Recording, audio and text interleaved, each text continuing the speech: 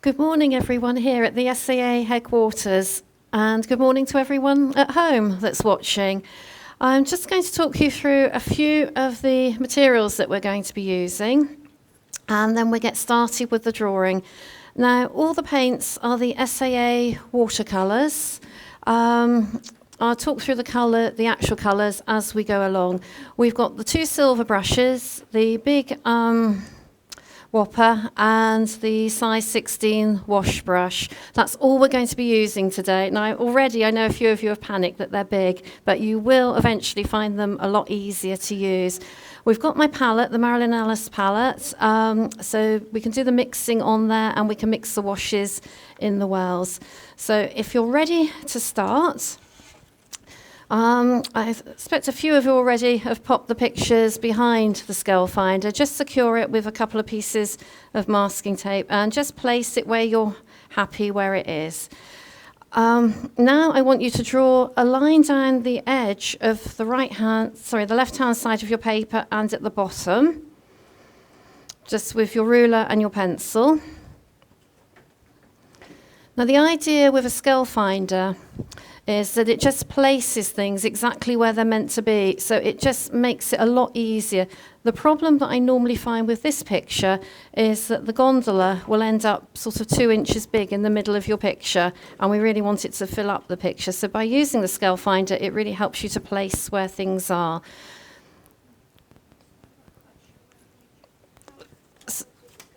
So about 1/4 of an inch in and about 1/2 an inch up from the bottom. And then when you've got those lines in, I want you just to mark 2-inch squares, because 2 inches will fit onto a 1/4 imperial size paper. Now the paper is a Saunders Waterford rough.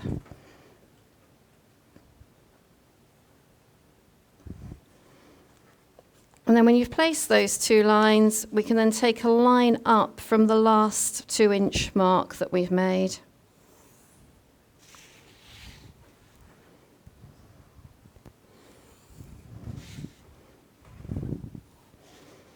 And then just mark out 2 inches all the way along.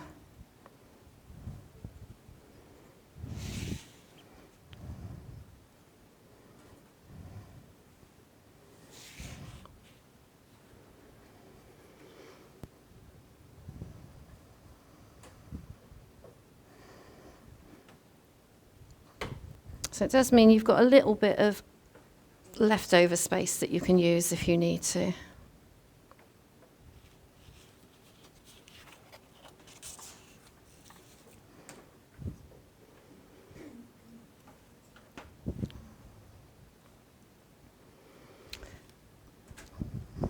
When we've done that, I want you to join up the 2 inches, but using a very, very fine, light touch, so it's not a very dark line on your paper.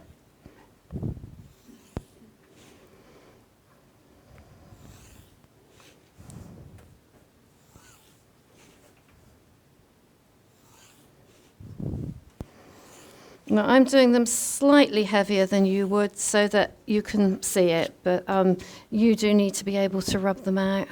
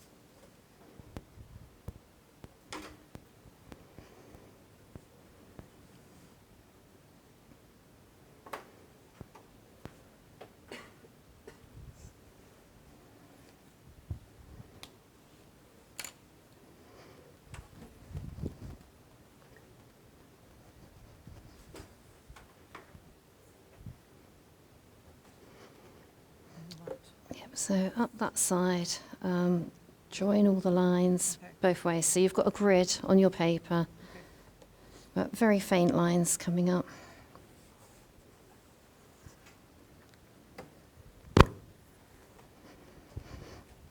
Of course, if you were to use bigger paper, you could use like 3-inch squares or 4-inch squares, so you can go really large using the scale finder.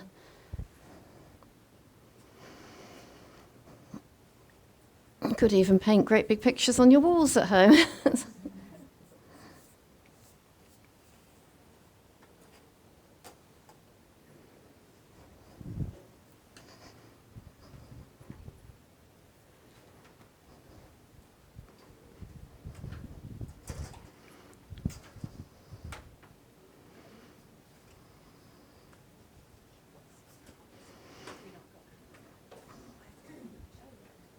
Now, what I have found by using it, I used one of these for about 2 years, and eventually you start to see where things sit on the paper.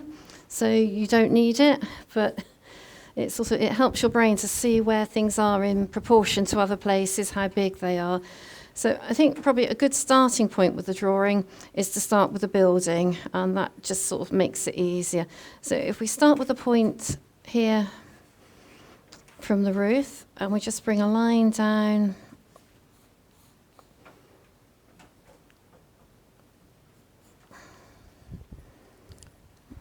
down to there.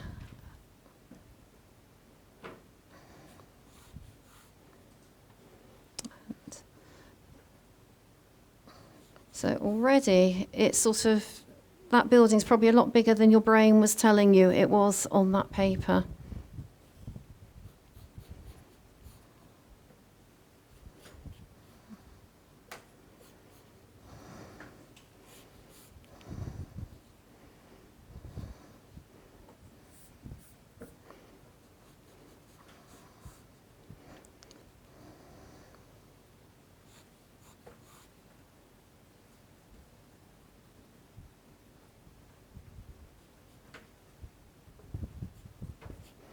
Now, I'm not looking to draw in every single brick or mark. I'm looking for the shapes, and so this is what we're placing, the main shapes.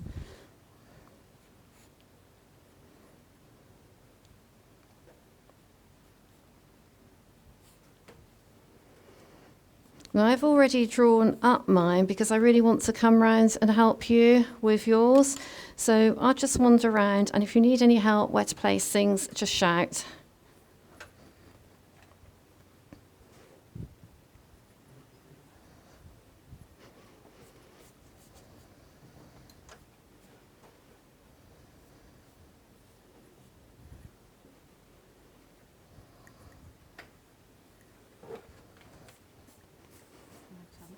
Yeah, just sort of start with the point of the building, which is just up there, yeah. Right, okay. And where are we starting? Yeah, it's a good idea to start sort of the point there and that line coming down there. Yeah. So just a few little marks, and then everything else will fit in around it.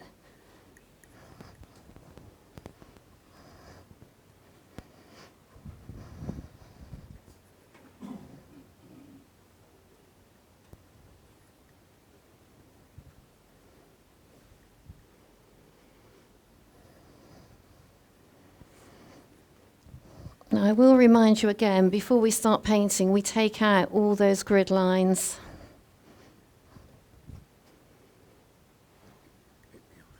No, don't worry.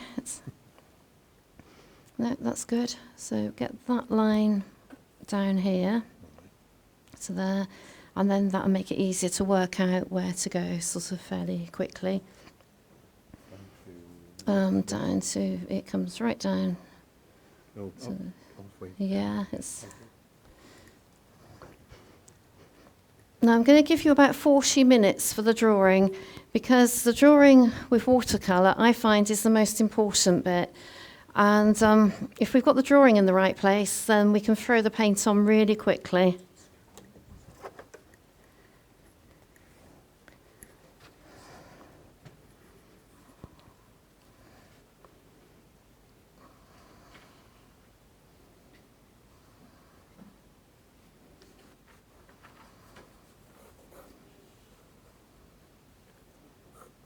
Oh well, wrong squares.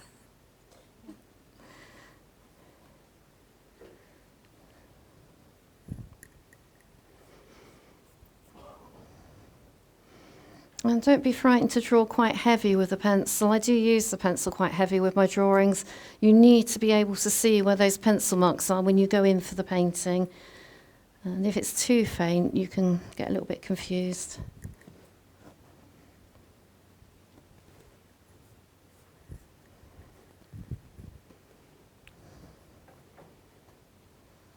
Good.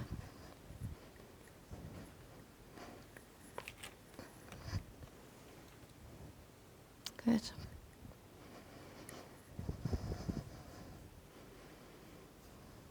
That's good.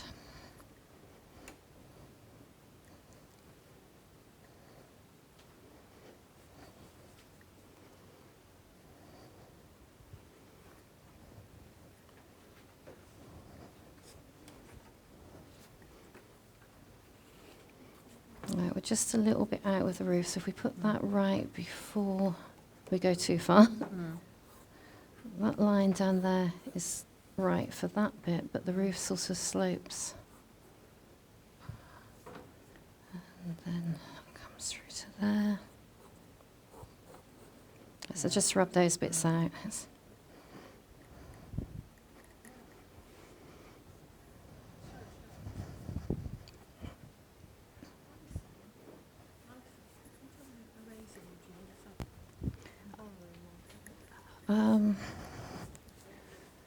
Oh, brilliant. Yep, there's one.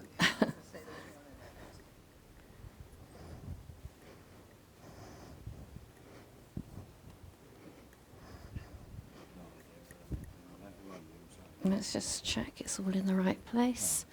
Yeah, that's there.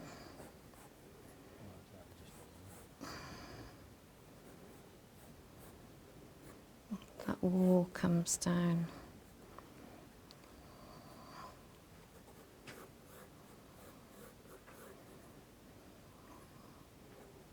It's sort of a bit strange, isn't it, that angle? But and then it's just that side slightly. Yeah, so that's more or less where it is. It's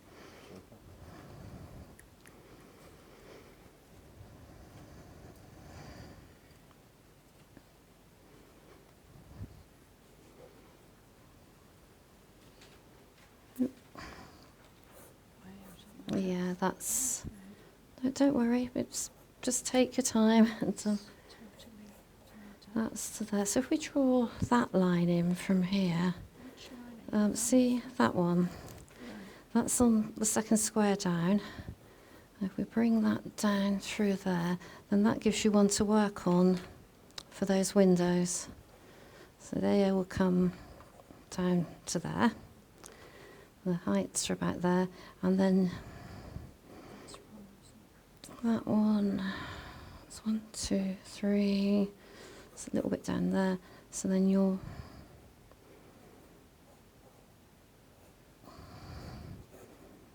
those will sit in like that, yeah, so take out those pencil marks there. And if you just want them to tie up, you can just draw another faint line through there just to guide you where to go with the tops of them all the way down. But just break it down into sort of easy stages and don't be overwhelmed.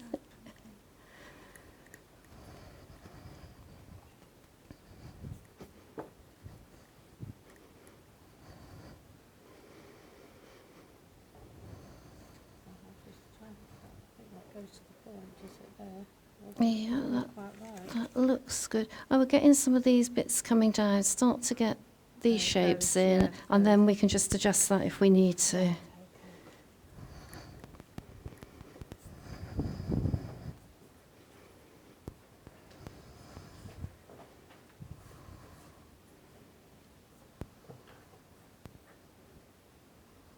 Yeah, that's really good.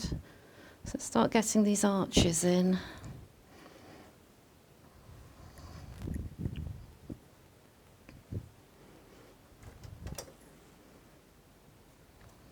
Super.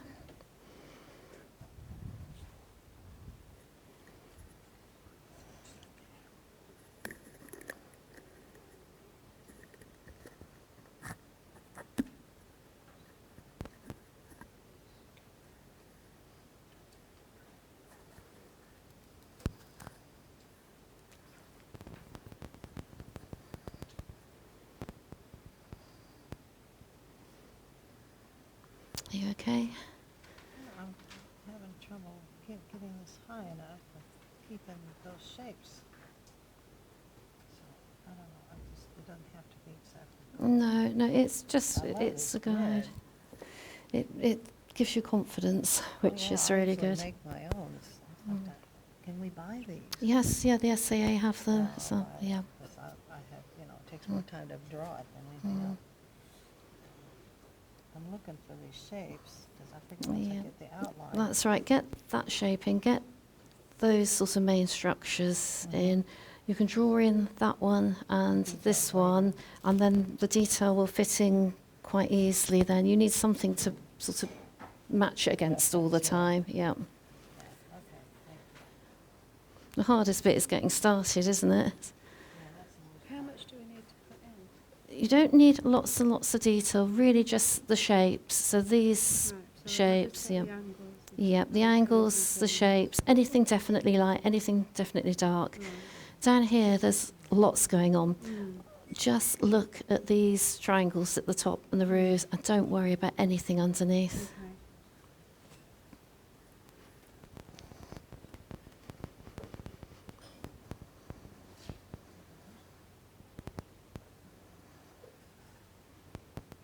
Is this going on? That's going great. Yeah, yeah, that's all in the right place. Yeah, that looks good.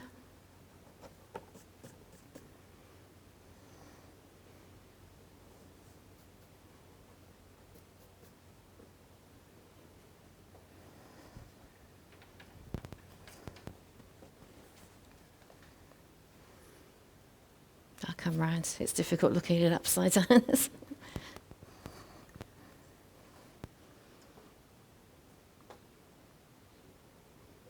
Yeah, that's spot on. Yep, carry on like that. That's great.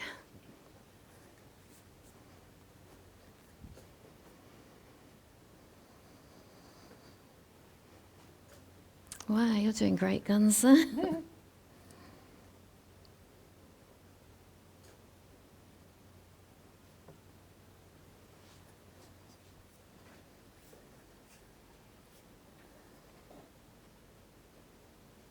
Good.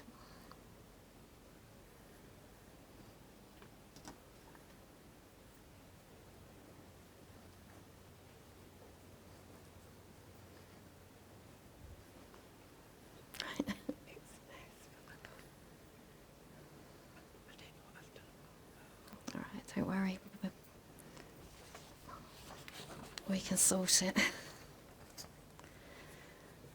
that's. I'm sure you were in the right place earlier.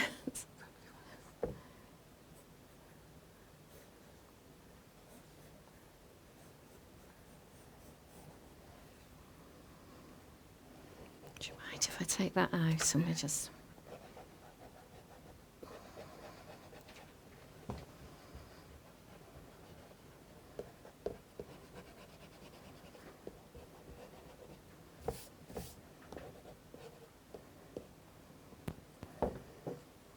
So if we get this roof in the right place, it's slightly higher still. Don't know what we do without these. Then that comes down sort of there. Do that quite dark so that we can see it down so roughly there. And that's quite a long way over. So that's sort of down there. And what I'm going to do is draw the line, the bottom line of that balcony, or line that marks that off, and then that also comes down that way. Oh, where's our line gone? Across there. So that one comes over there.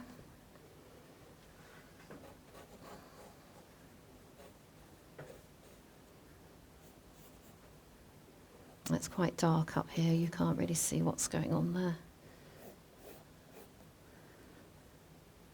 Then that's there to about there.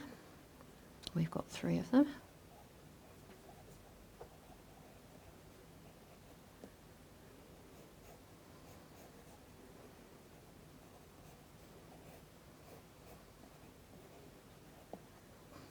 and a little bit there.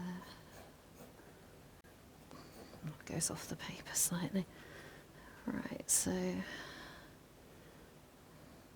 it's a little bit lower than those are.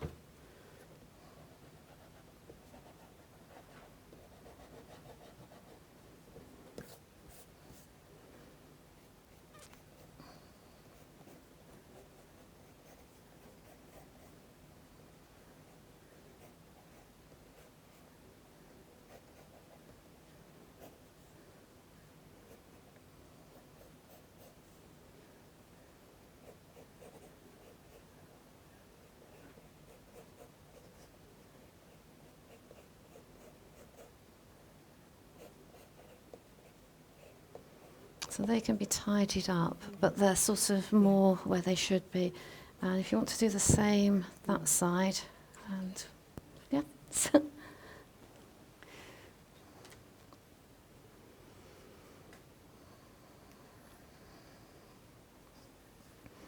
They're all progressing really nicely. Everybody happy? Sounded like a panic laugh. Let's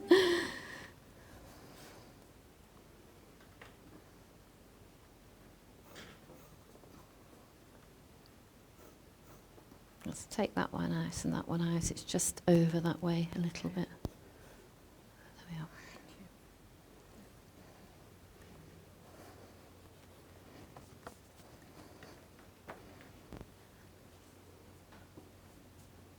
It's a funny little angle because you can hardly see any of the actual roof with the light on. A lot of it's the dark underneath. So just really draw that light show. That one, let's see where that goes, that's there. Then the roof actually angles over more that way, but it's very shallow, the bit that's light that's on top. And then that's all dark, so that comes back that way. So that fillow's in the wrong place then, is it? No, that's fine. That overhangs that just slightly. Probably not as much as that. That's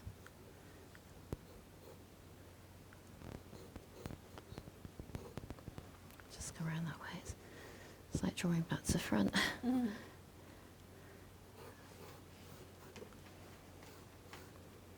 Okay, and then we'll do that quite dark when we paint in there. There. Just slightly over, I think. Yeah, that's better. They look nice. No, that's fine now. And when we put in the darks, it will make sense, yeah. It's just got a very thin light bit that you can see on the top there.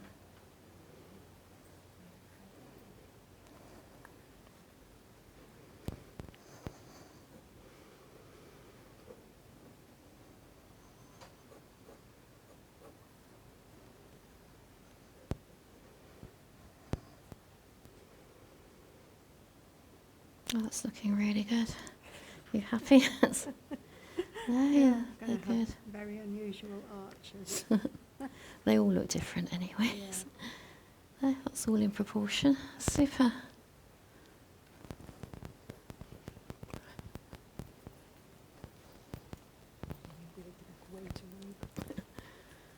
It's just under into squares. It is. Corner, but mine's like that.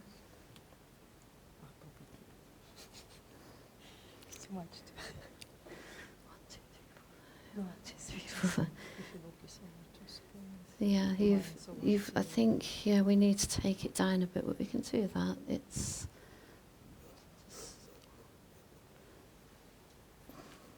just take it down to about there, and then re-put them in. But that's good. So it looks slightly out of proportion if it comes over too far. But other than that, it looks brilliant.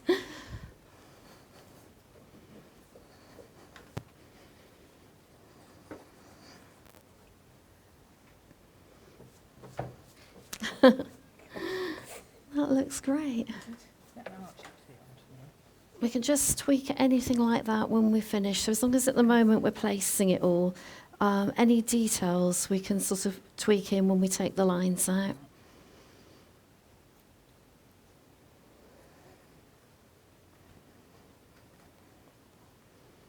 And don't forget, we're not looking for every single thing we can see in the photograph. It's the light and the dark shapes and the structures.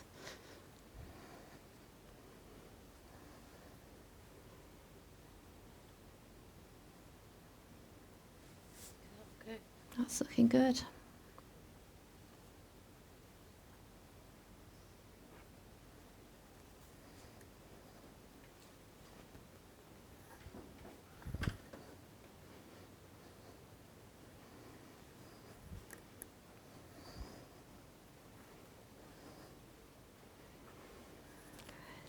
Amazing. The more you use this, the easier it will get. If you've never used one before, it's quite a shock. Let's just check the gondola.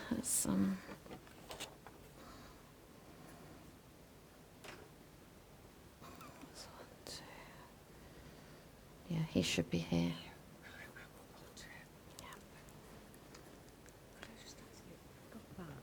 Yeah. I've got it.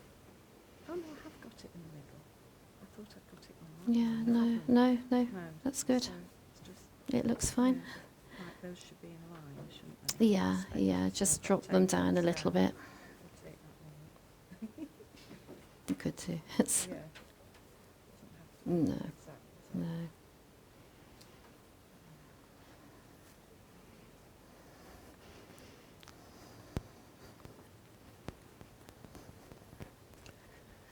Now, when you look at the little bit here, the market that's on the side of the fish market in Venice, there's a lot going on. You'll notice that there's the posts in the water, there's bits of things that are holding up the market stalls and tables and everything.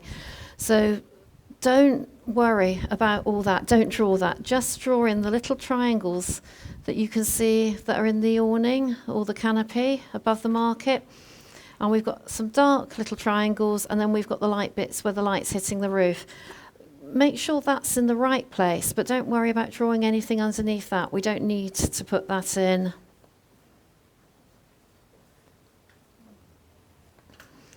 So you've all sighed, a big sigh of relief at that.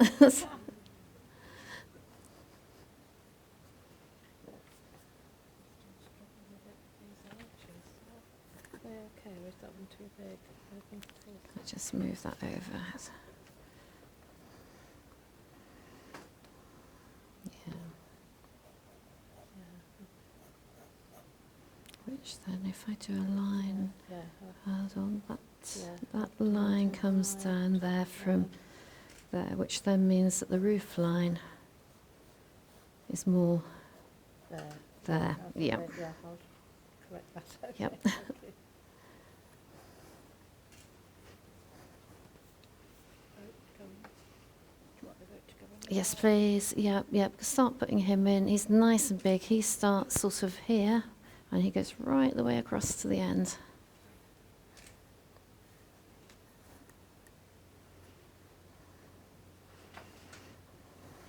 They are a bit overwhelming, aren't they? You might get a few more than what's on them. That won't matter. It really won't. And you can see when you look at this building, it's very loosely painted. So as long as we've got a few of the windows in the right places, it doesn't matter. The fish market's what everybody recognises.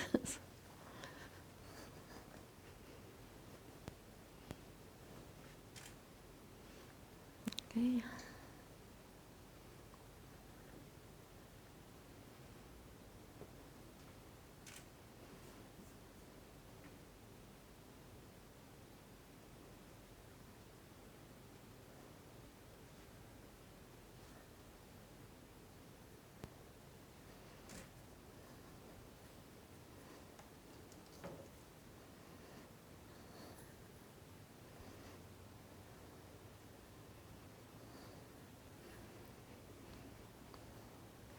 Right, now, if I give you 15 more minutes to finish off the drawings, at home I would say if you took 2 hours, it really wouldn't matter. But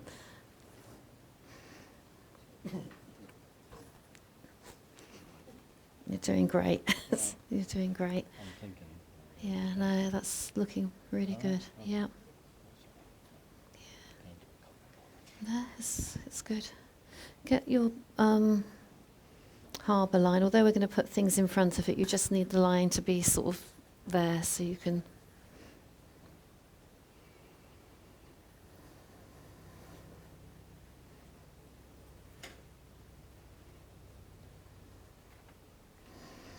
The only reason I spend a lot of time drawing with watercolour is it's not very forgiving. If it was acrylic, you really don't need to worry because you can just paint over it and alter things at any stage. But with watercolour, you start to make a big, horrible mess if you keep taking things out.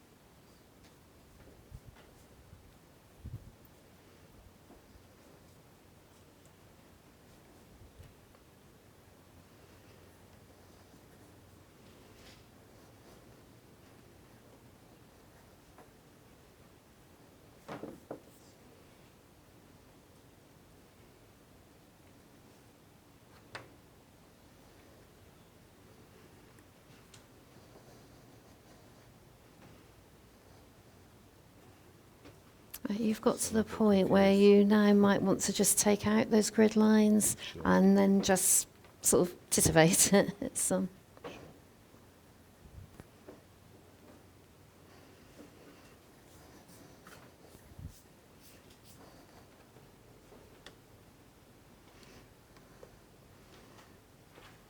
you want me to pop the gondola in for you? Pardon? Do you want me to pop the gondola in for you? It's quite even. Yeah, that's good. Start it there, and they're sort of like twisty bananas. I have to look at these squares.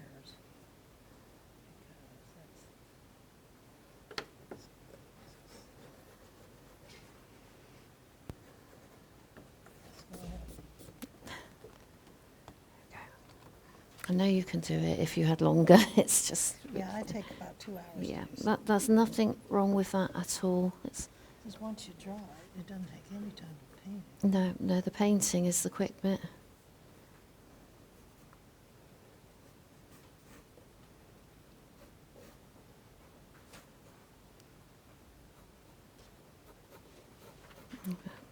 Just pull that together in a minute.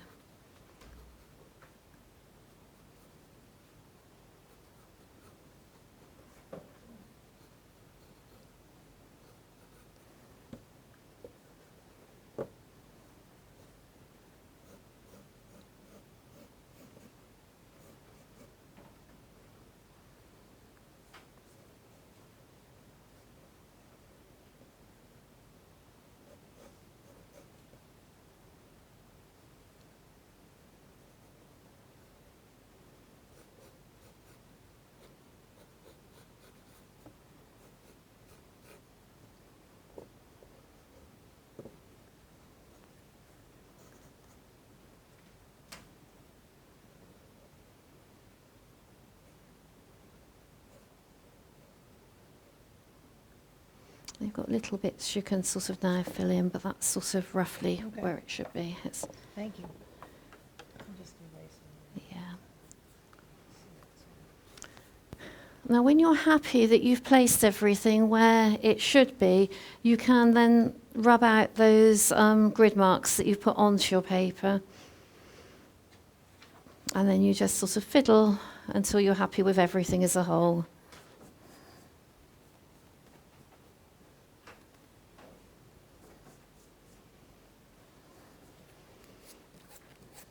That's really good now. Great. The people are just blobs.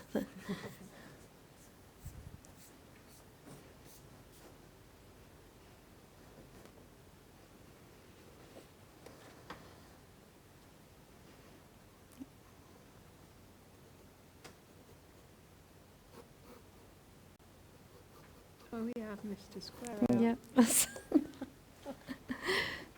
very hard. your brain really tells you it's not that big when you look at the photograph. I don't know why, but it does. It's large. Yeah. Yeah, if you look at the squares, it's almost the entire. Yeah. It's very pretty.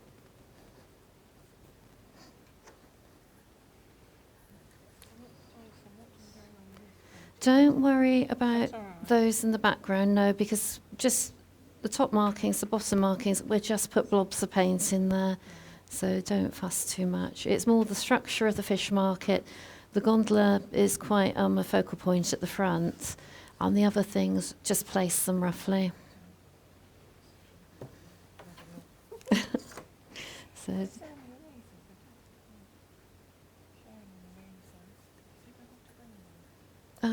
I think there were some erasers.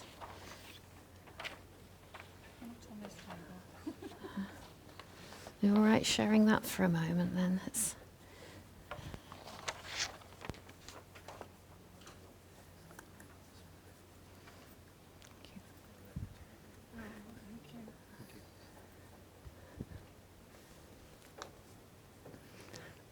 Right, if I give you 10 more minutes to finish off, and then we can go for the painting.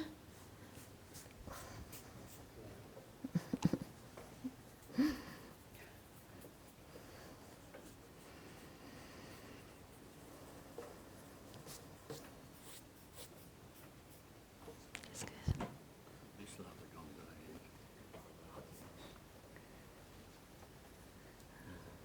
Right.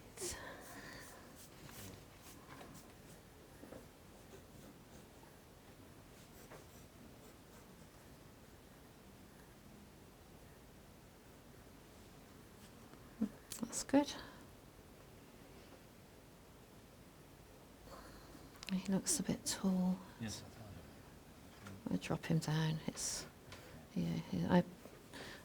I think he is quite tall, and I just made mine a little bit fatter because. Yes.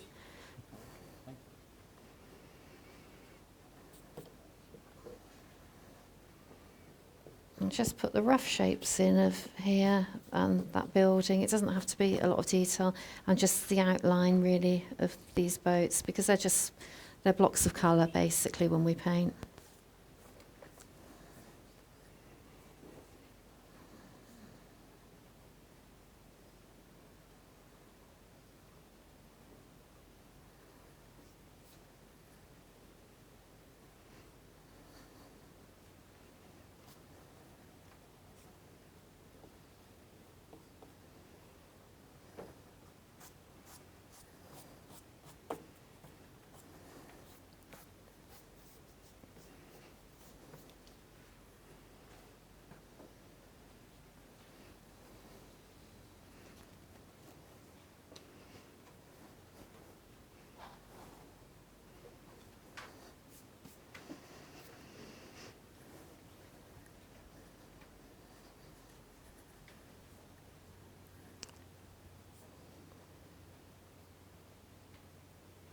Put any people in. Yeah, they're just little dots. So it's 5 more minutes.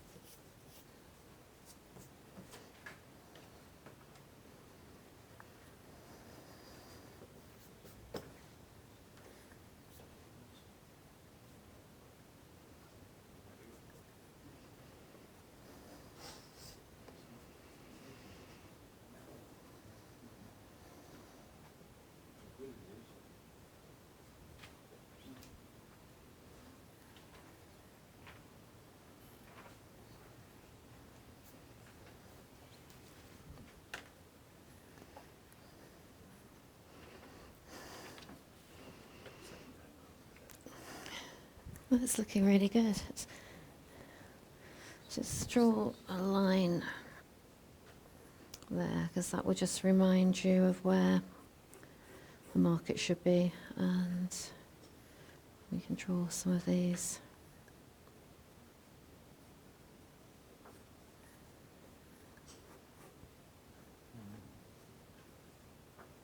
They don't have to be accurate, but it just, it's sort of the atmosphere of being there. And that one.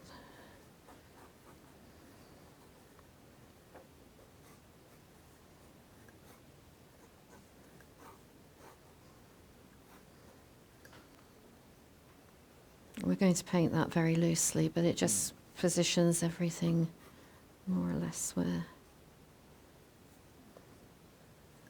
So there's no point drawing it in lots of detail, that just places it.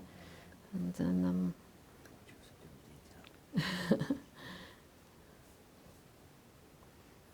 the light and dark shapes sort of have to be right, but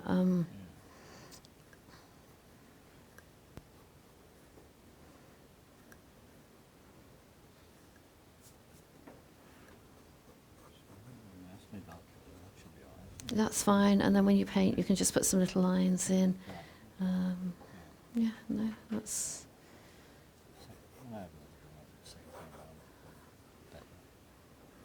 Yeah, I think you'll do fine with that. Yeah, that should be enough. So all the grid marks out. I think you've done most of them, haven't you? Just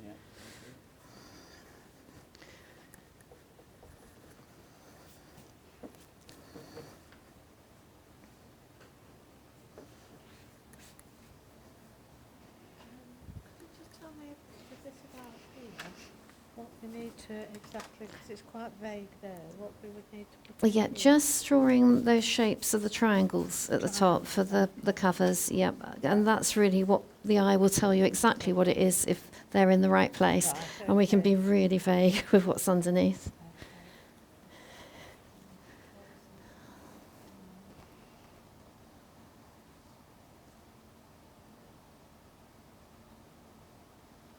I think it should be a little bit deeper Okay. there.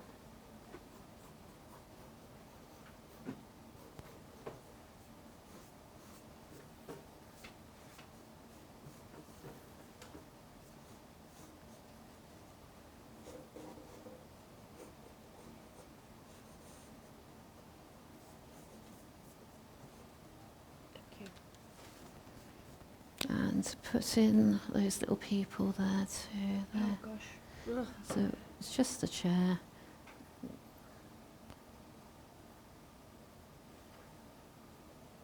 Thank you. Yeah, don't worry about these boats in the distance. Just do a rough outline, and we'll just fill them in with bits of colour. So they're really just filling in space. Just mainly the That one, gondola, I yeah. think, to really Yeah. get the hang up. Do you want me to put the main shape in for you, and then? I've probably spent a bit too long doing Yeah, the... but don't worry. Like I said, at home, it doesn't matter if you took Yes. all day to draw it. It Yes. really doesn't matter. So it's a bit unfair, isn't it, that I'm rushing you? Well, I do drawing at the art book every long, and I tend to spend a lot of time on details. I suppose it's hard for me to do it a bit quicker, I think, really.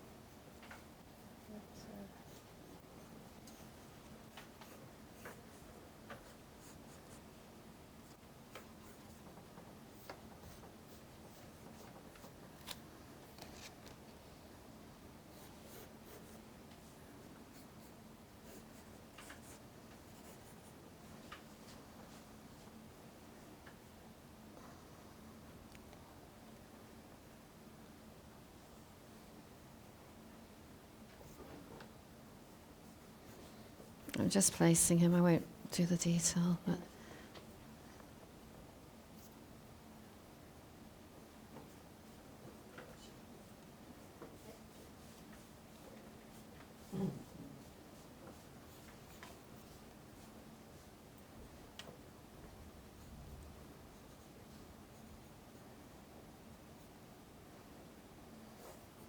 There we are.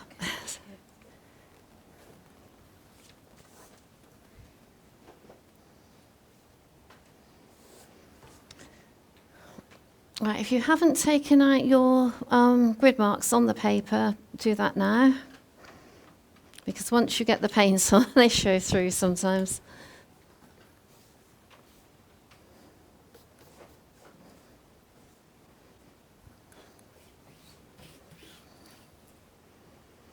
Good.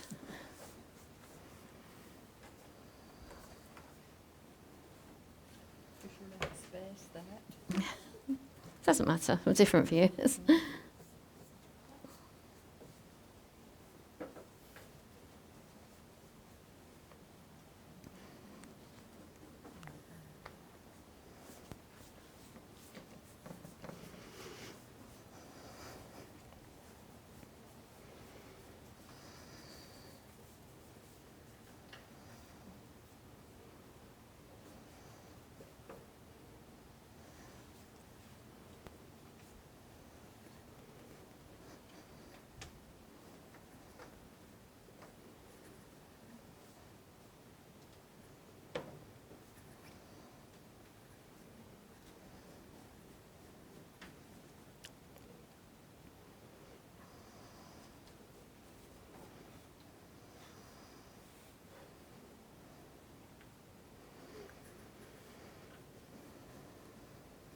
Marilyn, we've just had a message from Jeremy Chancellor, who was on holiday in that very location last September and did a very similar picture of the fish market in Watercolour. Oh, brilliant. And thinks it's a lovely spot.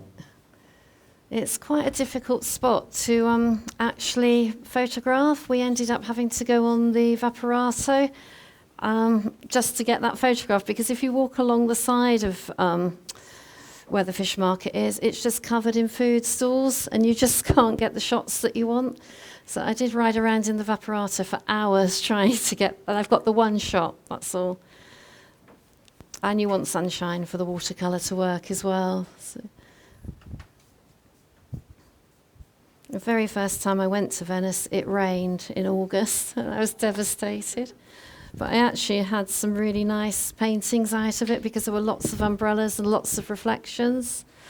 So it wasn't all lost, but at the time, oh no, I've come all this way.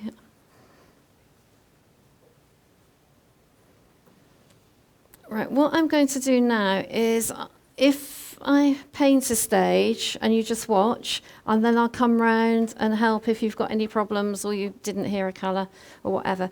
The very first thing I'm going to do, because you can be quite heavy-handed with the watercolour, and I want to leave some of the sparkly white bits on the water. So we've got a wax crayon in front of us somewhere, and where the water is sparkling, I'm just going to rub the wax crayon onto the bumps on my paper. Now don't be too heavy-handed, because if you are, it won't come out. When you paint over it, you'll have great big white marks, but just a little bit to make it sparkly. There should be some in front of everyone. Hands up who's got one or who has. You only need it for a few seconds, so if you haven't, sort of pass it around.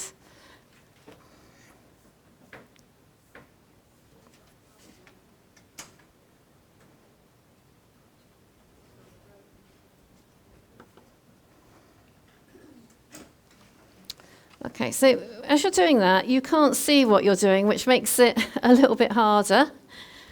Now I'm going to mix up some washes. And I'm going to first of all wet the paper because it's quite warm in here, and that way I can get a clearer wash. So just use the biggest brush, the Whopper brush, and just put clear water over the sky. And like I said, just watch me doing it, and then I can come around and help you if you've got any problems. So I'm only taking that up to the roof, and then we'll do the same here.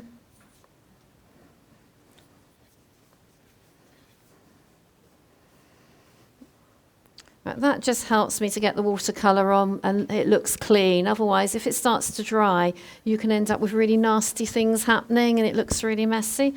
Now, at the bottom of the palette, there's some wells, and I'm just going to mix some cobalt blue, quite watery, And into that, I'm going to put a little bit of the light red. Not too much, because I just want it to knock out the brightness of the blue. Now, with plenty of water on that, let's do the sky. It's a big brush. Now, you can see that's quite light.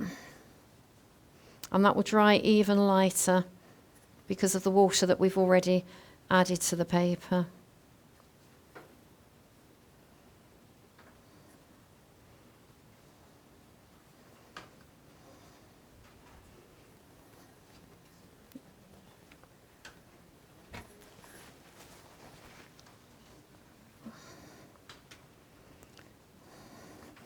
Now, you never want to fiddle too much with watercolour, but because we've already put that water on to start with, that's just sort of helped it to go on quite nicely. Now, this water at the bottom is always going to be a little bit darker in tone than the sky, so just adding a little bit more cobalt blue into it.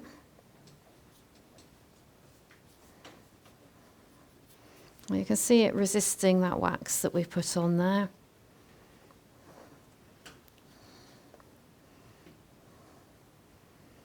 Anything that's dark, it doesn't matter if we paint over it.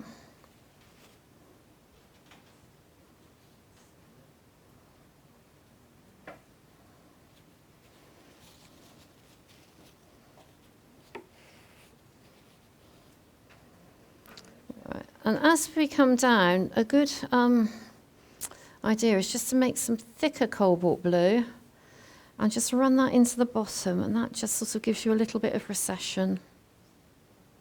So that's sort of almost neat cobalt blue with no water, and I'm just sort of softening that in. It looks quite dark when you first put it on, but it will dry a lot lighter. So if you find it a little bit shocking when it goes on, that's probably good.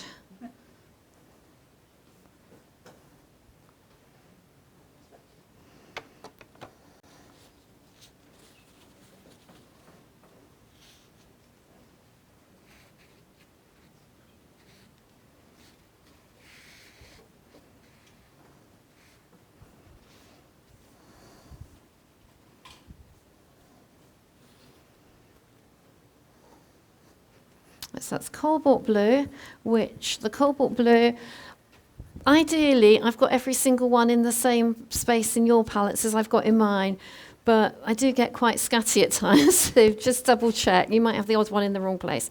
But the blue is the one that's on the right-hand side at the top, that blue, and the light red is this one, which is 4 squares down on the left-hand side of the palette.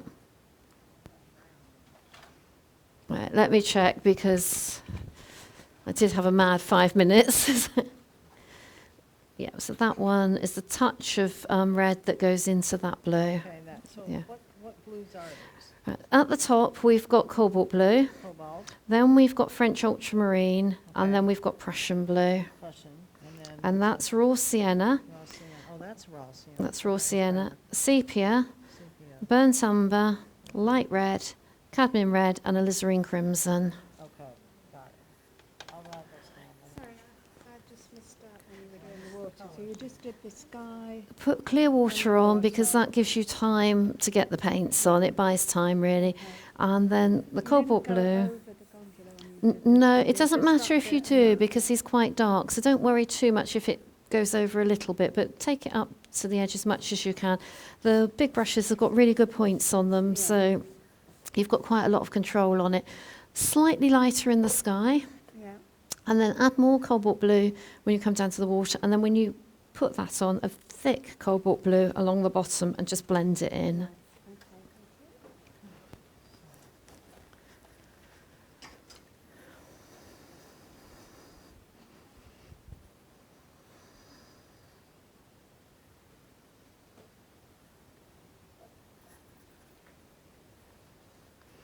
So don't forget, the sky is just a little bit lighter in tone than the water's going to be.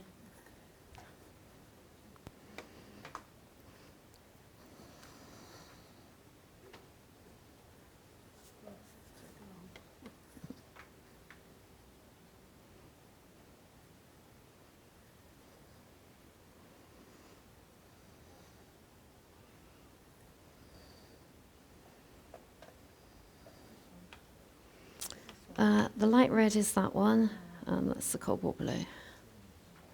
So, no, that's light red. Oh, right. Cadmium red and alizarin crimson. Right, thank you. Just to add to the blue, it just kicks out that bright blueness, so it Right. dulls it a little bit. So you just use that in the sea? I used it in the sky and the sea, just a little tad of it. It just, Just to grade it just grays it down a little bit. I used a little too much, so I had to use and get another one. Start another one. Doesn't matter.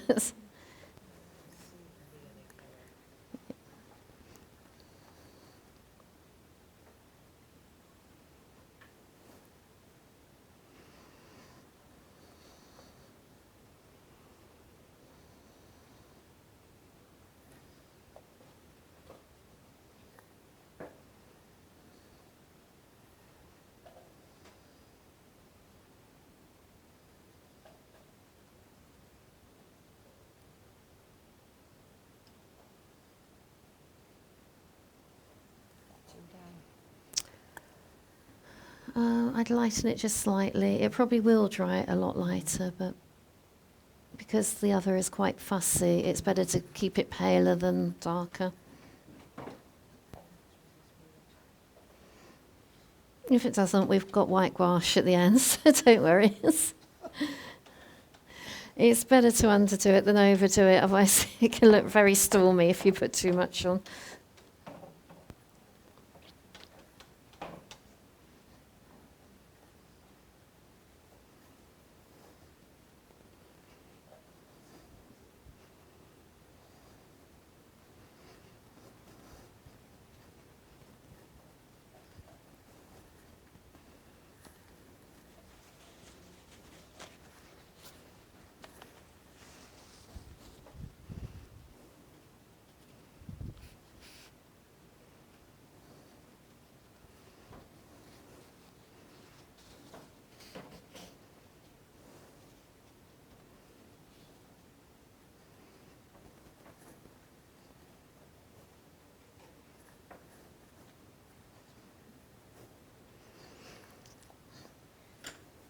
So how many of you have used a big brush like this before? Good, good, good. Fine with watercolour, you've got the point to do the detail, but you can get those washes on really quickly. And so I use the big one for the washes like that, and then we use the next size down, the 16, for nearly everything else. I hardly ever use a smaller brush than a 16. And you can do tiny detail with it.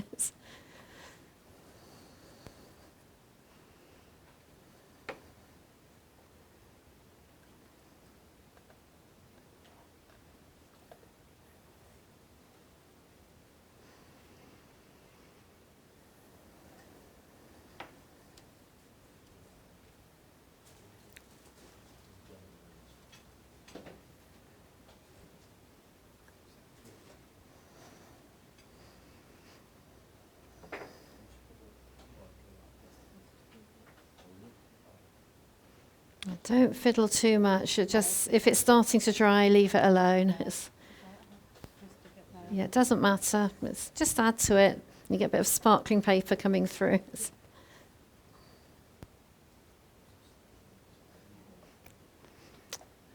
Don't worry, we'll hold on a couple of minutes. The drawing looks really good, and that's the main thing.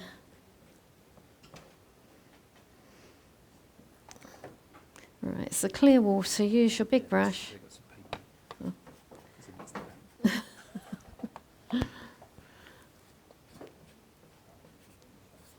The painting's so much quicker than the drawing.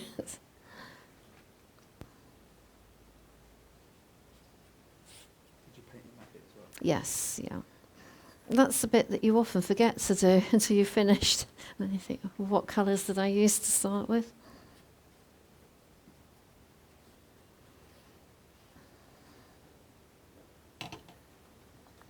Marilyn, I noticed you've used a little bit of artistic license with the colour of the water there. Greener in the photograph. Yeah, I think with water, and you always think of Venice as being quite sort of pretty, and it's very obvious if you have blue water, whereas the green colour would make quite a dull painting. So yeah, it is artistic licence. I'm not sure that it's ever that bright a blue. But you do notice, if we've been travelling in France, that sometimes the water can be really grey and then the sun comes out and it's the most beautiful blue. So I don't think anybody will query it.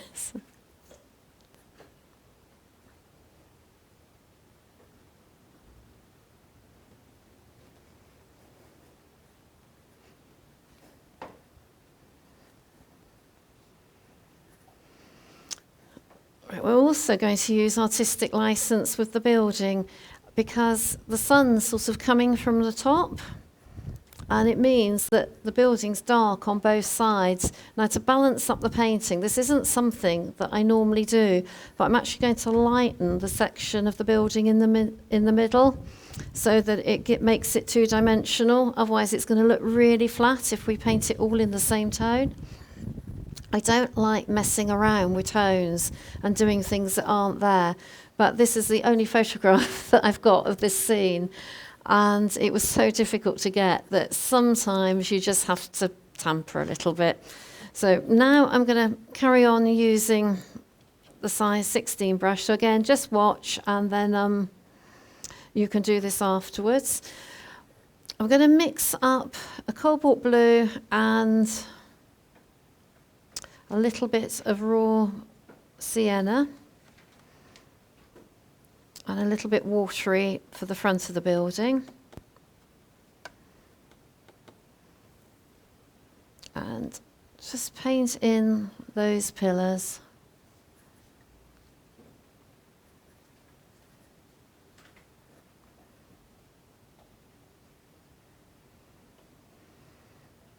Now there's a lot of negative shapes at the bottom, so if we paint straight over that, we can fill those in later.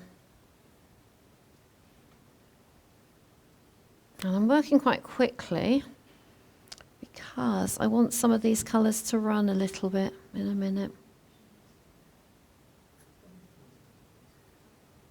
Cobalt blue and raw sienna. Yeah. And it goes slightly green when you do this. And now I'm going to mix, we'll have some burnt umber, just a tad of French ultramarine into that, the tiniest bit, lots of water.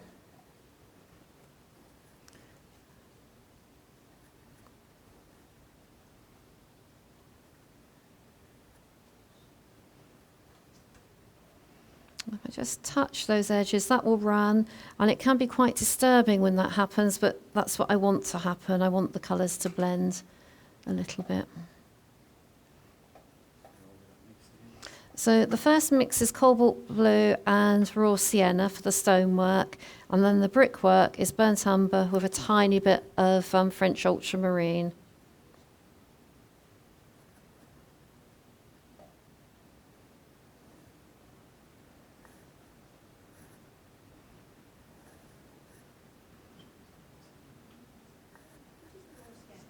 The raw sienna is the one that looks like sand, so this one in your palette. So raw sienna, cobalt blue, burnt umber, and French ultramarine.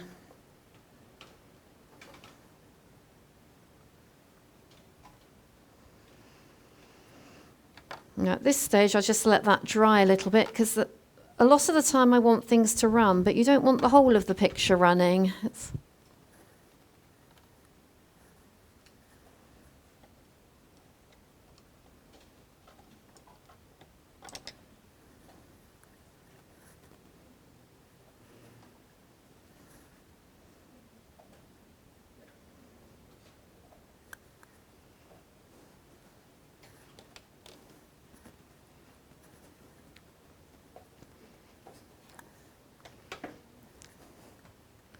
Are they still putting these white pieces in or not? because they're not really on there. They're No, use for Yeah. the moment that one and the that. blue, and just put it around all Around of those, yes. and some of the top bits. And then we're doing burnt umber with a little tiny bit of the French ultramarine, very light into this bit here. Yeah. And I mean, there it's blended, and that's fine. We don't mind if it does that. That's burnt umber, that's raw sienna, and French ultramarine. So it's that one and that one That one for and the that stonework, Okay. yeah.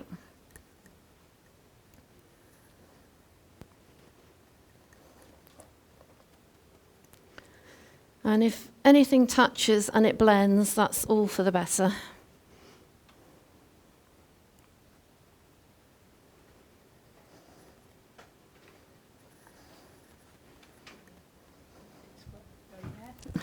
Yeah, that's good. So any of the stonework that you can see, I'd follow this picture more, take it away from there. If you want to take the pictures out of the grid now, you'll just be able to see a little bit more clearly.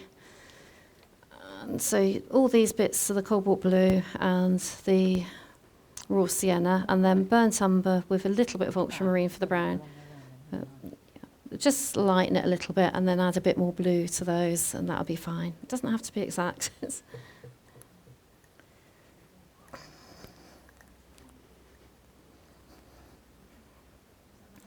Yeah. So sorry, that's burnt sienna, that's sepia. That one, yeah. A tiny, tiny bit of blue.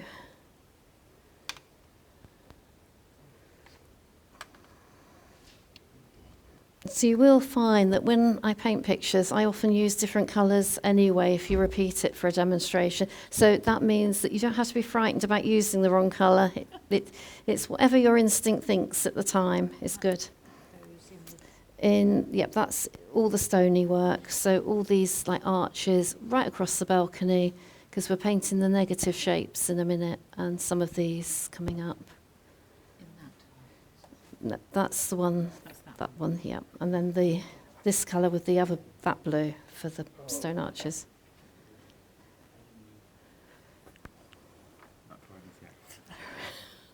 It's taking a while to dry, isn't it? That's why I'm breaking it down to make you wait whilst I do mine. It gives mine a chance to dry, and then yours a chance to dry. That looks good.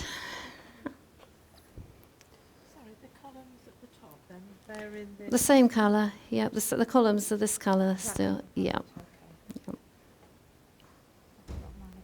Yeah, I'd probably ignore the other painting in front of you at the moment because they will be different every time. So we'll pop it underneath there. Yeah. That might just confuse you. Yeah.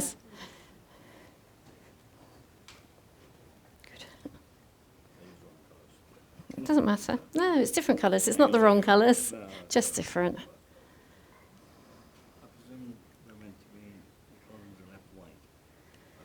No. The columns are meant to be the grey. They're not white. No. Do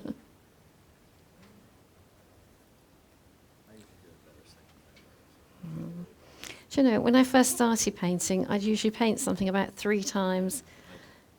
I'd do something wrong, I think I'll do it again, and then I'd do that bit right, but I do something else wrong one more time. But you learn. I think you learn more from making mistakes than you do if it goes perfectly okay. So I've got to think that. Yeah, it's fun. It's only a piece of paper, yeah.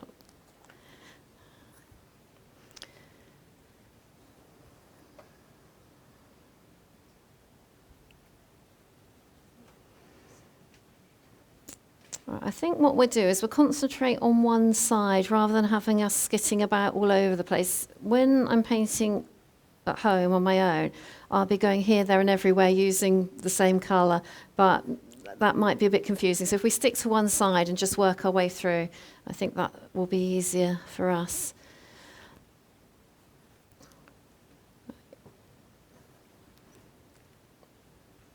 The next thing I want to get in are those lovely red curtains that they have out there. So I'm going to use a little bit of cadmium yellow. We're going to make them really bright. Sorry, cadmium red, which is the third one down.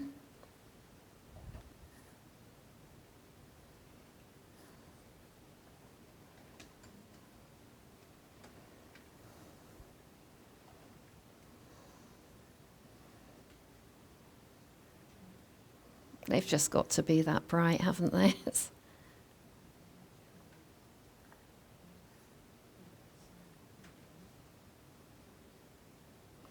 So the bright cadmium red is the third one down in your palette.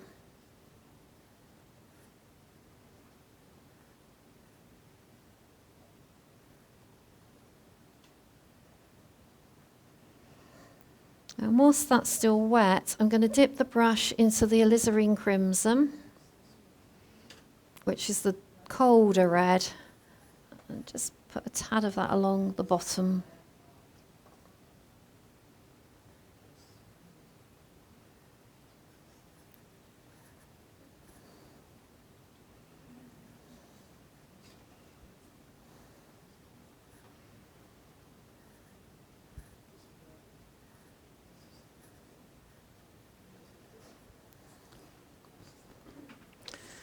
So I'll just run through the colours again. You've got the alizarin crimson, the second little section down on your palette. So that's alizarin crimson red. Underneath that you've got cadmium red, and then you've got light red. And then we've got a space, and we've got burnt umber, and then at the very bottom we've got sepia.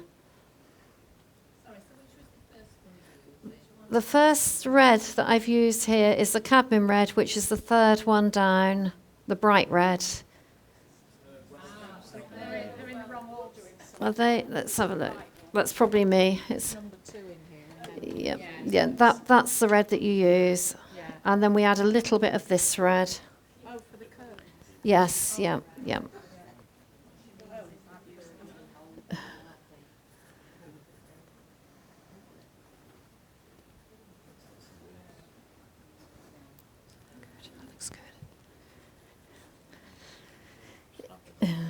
If you're not used to painting loosely, this might be very disturbing. Don't worry, just go with it. Because it never actually comes right until the end. Right, yeah, the little bit dark is that alizarin crimson up here.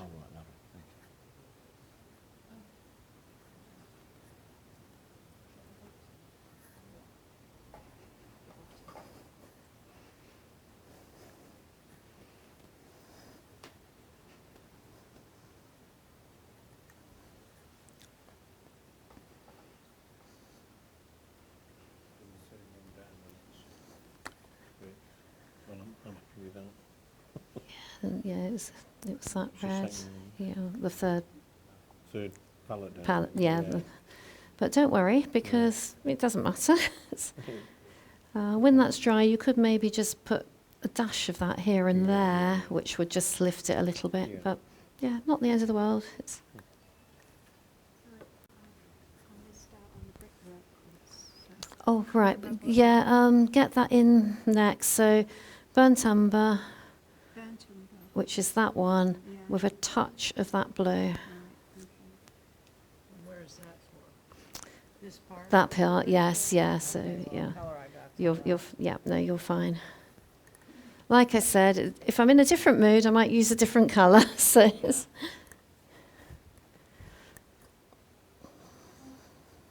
Because I've done those arches too dark. Do I leave a white bit or do I fill the red? no, I'd fill it in. It's it in. yeah. It doesn't matter. It's Oh, that's better, yeah. yeah.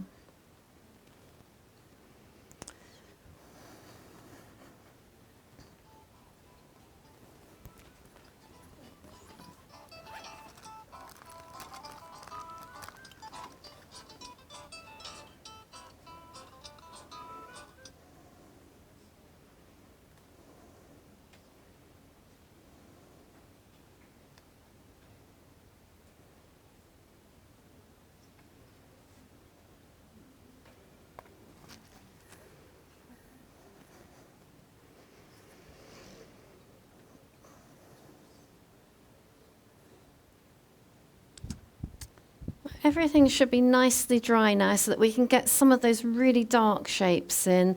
So I'm going to use just sepia on its own, which is the really, really dark brown that you've got.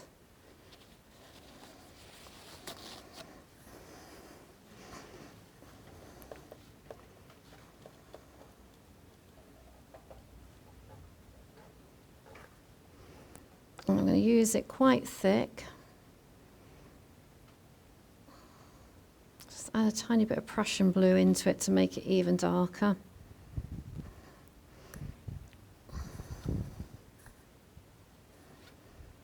And we'll start at the top and just get some of these dark shapes in. Now this might be a little bit scary to go so dark.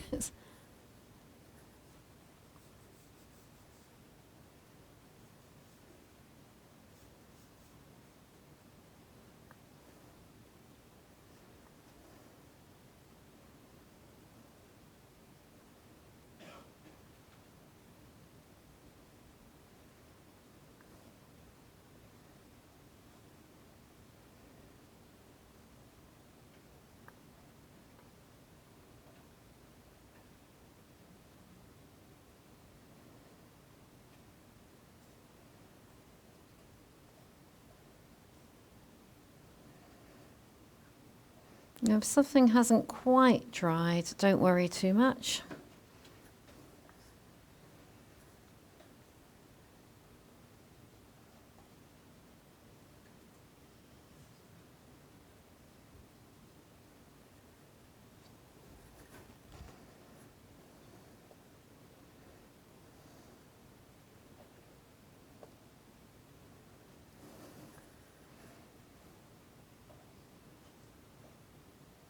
Prussian blue is the really dark one, which is 1, 2, 3, 4, the 6 little cubicle down.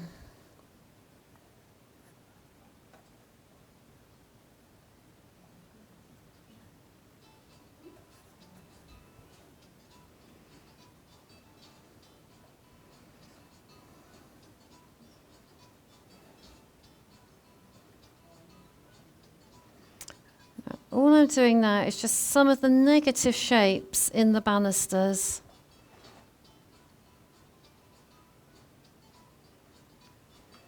You don't have to do every single one and you don't have to count them. Smudge those out a little bit.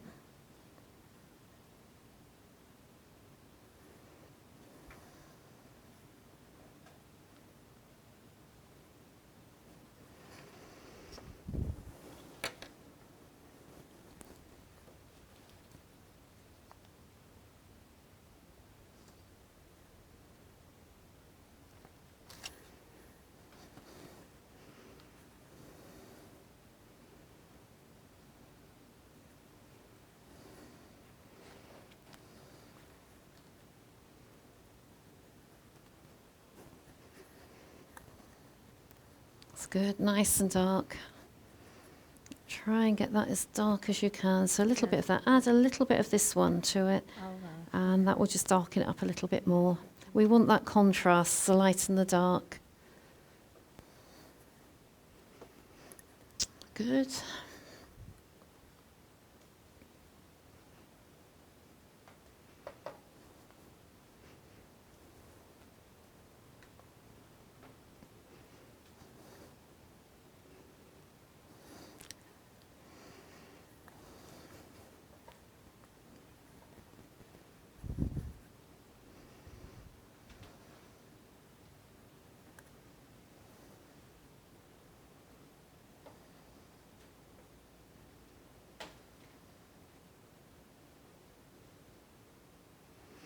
Whilst we've still got that paint on the brush, I'm just going to add some little dark shapes to those arches.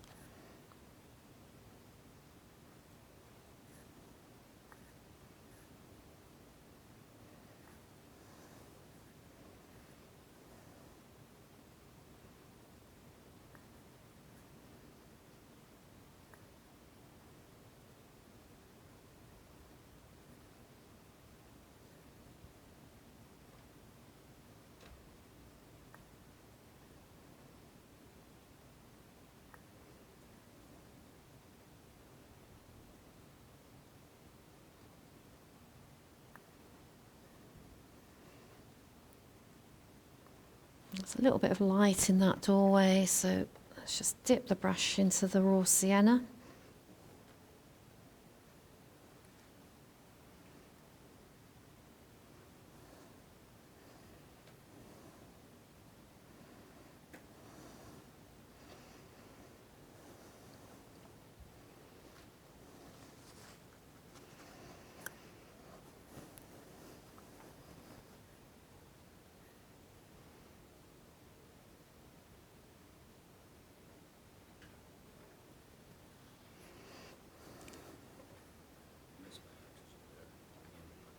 Don't worry, we can go back into that if we need to. We can put some gouache over it to tidy it up at the end. It's yeah, don't worry.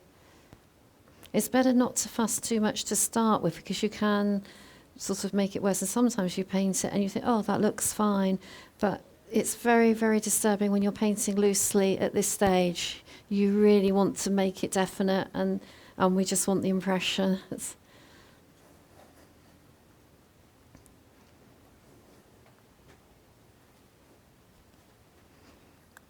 So have any of you been to the fish market in Venice? It's an amazing place, isn't it? Yes, the light there is just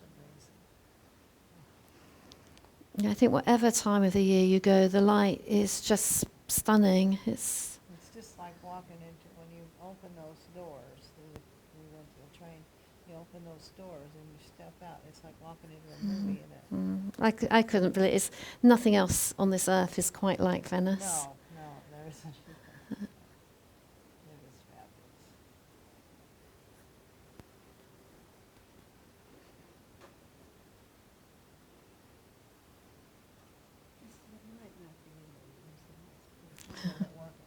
No, the colors are right, we're just gonna work with what I got.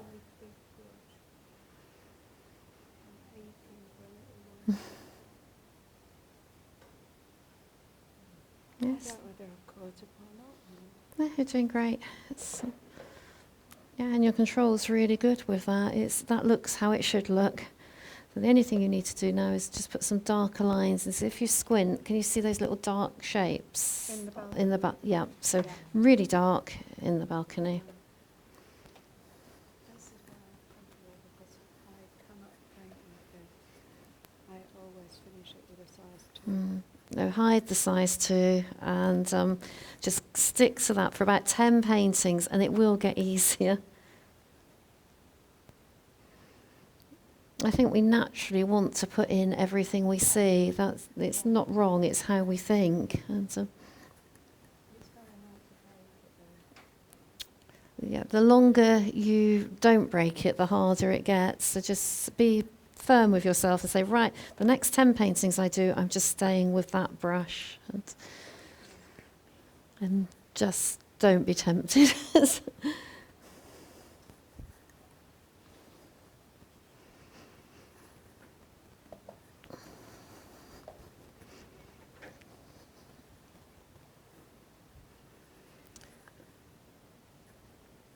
Right, I'm going to put a little bit of light red in now, very watered down for the roof. There's only a thin little line of it showing.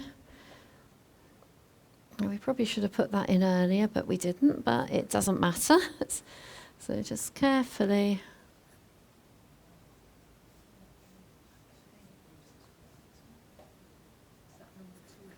Number 4 down, so the 3rd colour, but the 4th little hole, yep.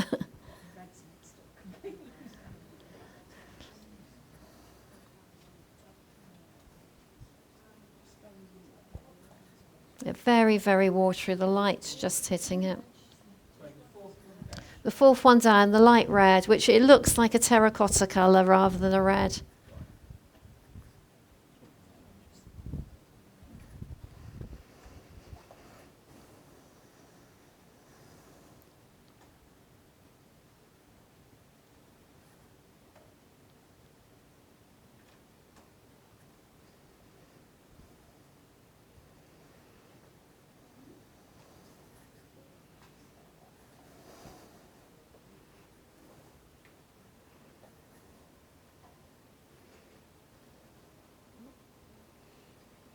They're all looking really lovely.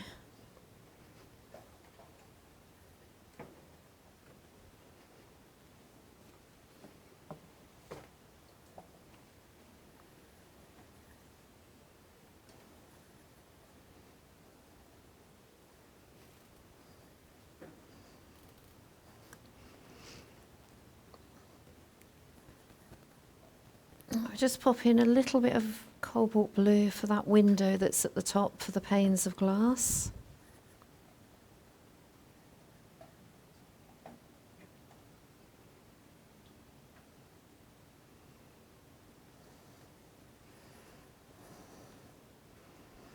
Just let it dry a little bit, and then I can put some dark lines around with the sepia. Marilyn, could you just go through the colours that you've put just behind the gondolier in that little window? Right, in the window, the curtains are a cadmium red, mainly cadmium red, and quite thick, so it looks quite bright. And then at the bottom, I've added a little bit of alizarin crimson. Now, when that's dry, we've gone in with some sepia with a touch of Prussian blue added to it for those dark shapes where the curtains are coming away from sort of what's surrounding them. And then just a tiny, tiny little bit of raw sienna here. There's a light on in the fish market, and that just breaks it up nicely, so it's nice to use that.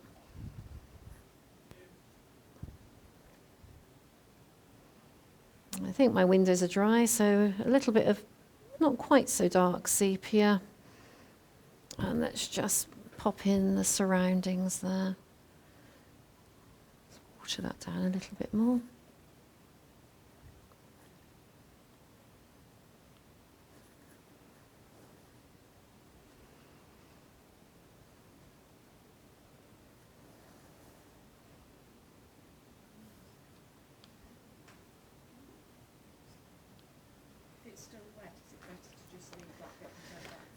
If it's very wet, leave it, but if it runs just a little bit, it doesn't matter, yeah.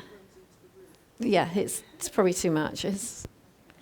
Mine has, and it's probably better to leave it, but it's not the end of the world, but you don't want it happening too much, yeah. You could end up with a very fuzzy picture. But what I have found is if you fiddle like that's run, it's probably better to leave it. If I was to start to try and take it out, you can end up with quite a big mess. If I finish the picture and I think it looks wrong, then it can come out. So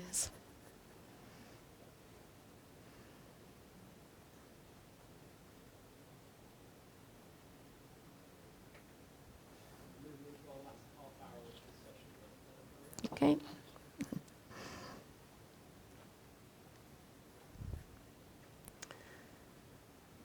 Everything's dry at the top now, so I'm just going to kill. If you notice, these are very light where the sun's hitting them, but where the tops are underneath the roof, they're standing out a little bit too much at the moment. So I'm going to add just a little bit of French ultramarine blue, watered down. I don't want it to run, but I'm just going to take that over the top of those.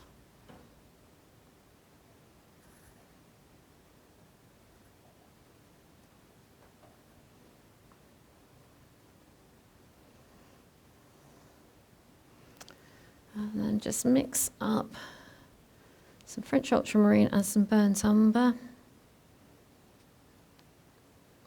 Again, not too dark, but if you squint a little bit, it's just a little bit of a line coming down the side.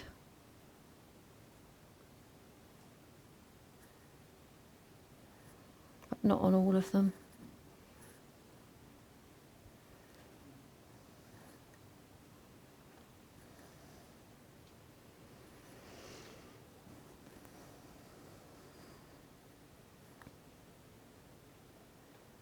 So that was ultramarine and burnt umber, but it looks quite blue on the shadow.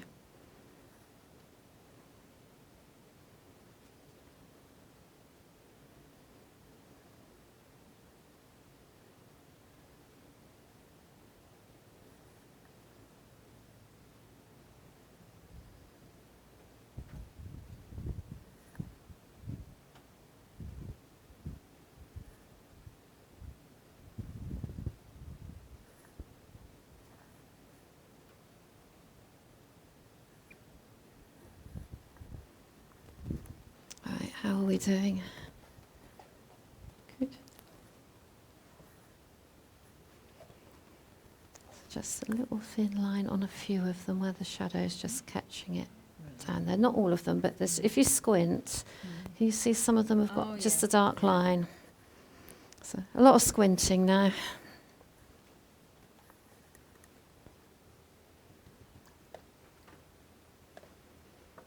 Just a little dark line. And that one and that one.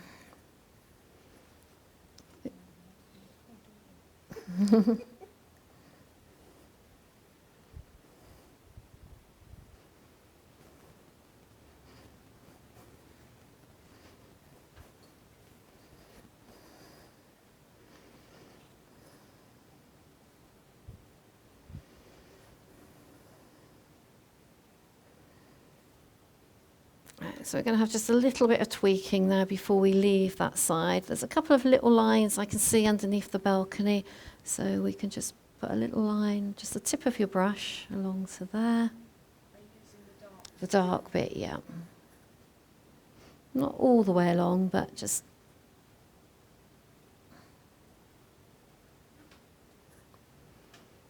And take some of that off and add a bit more burnt umber. So it's a little bit more on the brown side. Just define that a little bit more.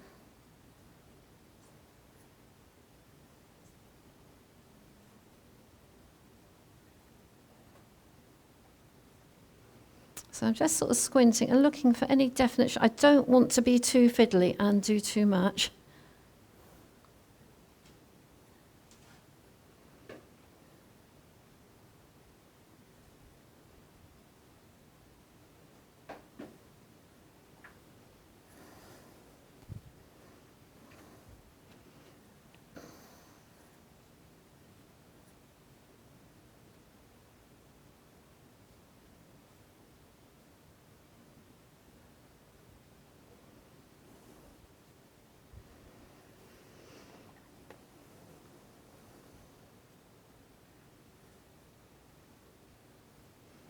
Just join up that.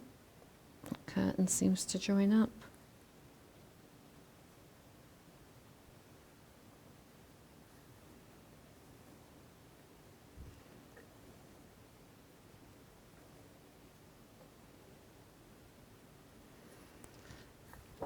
Now just using the alizarin crimson and a touch of sepia, just going to see if I can see any creases on that fabric at all.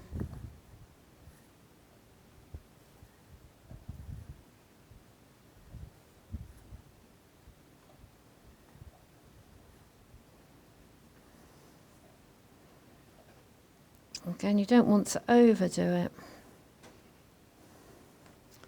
Just a few marks.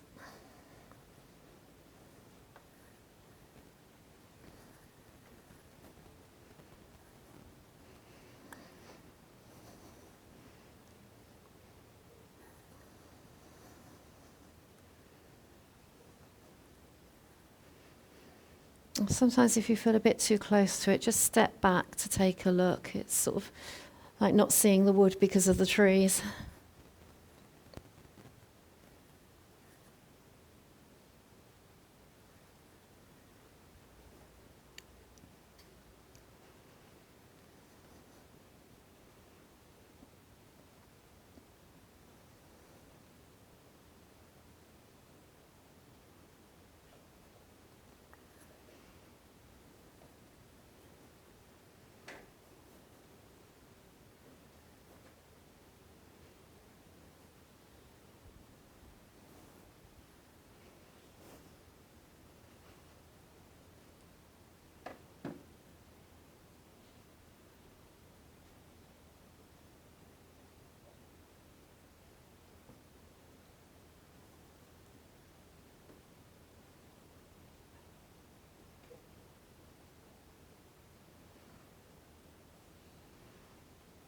It's just these should have sloped up a little bit more, and that should have been more sloping down a little bit.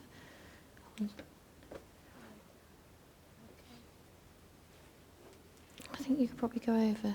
Let's just draw a line to help. Yeah, no, you've done really well. You've done really well. I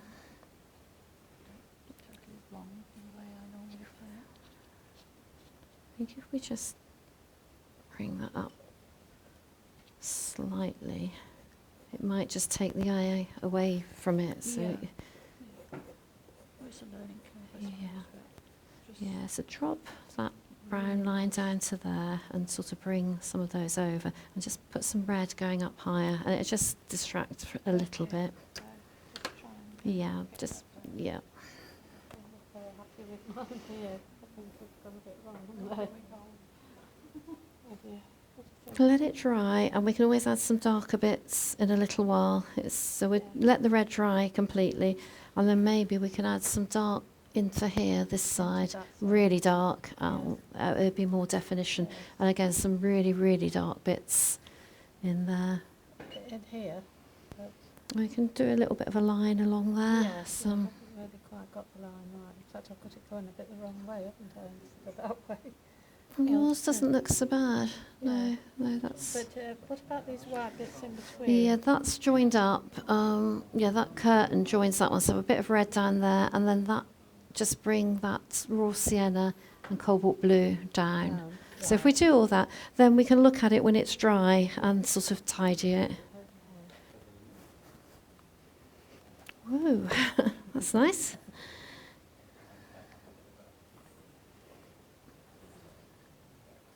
Yeah, they're looking great.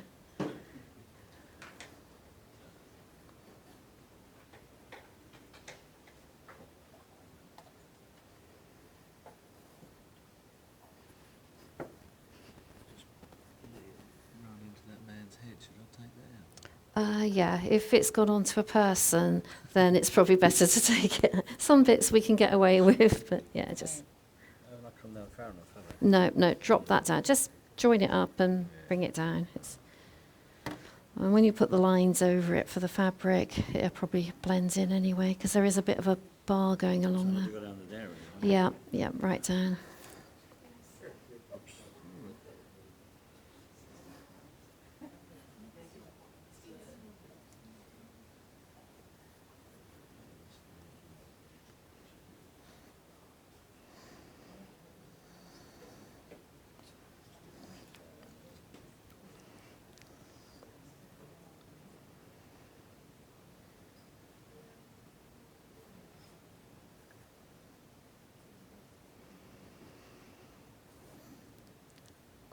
Right, before we break for our lunch, we'll try and get the next side on, just the loose washes that go on. Now they're going to be darker because we want it to look three-dimensional, so we're sort of exaggerating a little bit.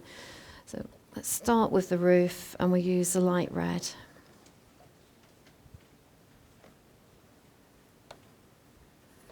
And that is quite light because the light is coming down, so keep that fairly pale.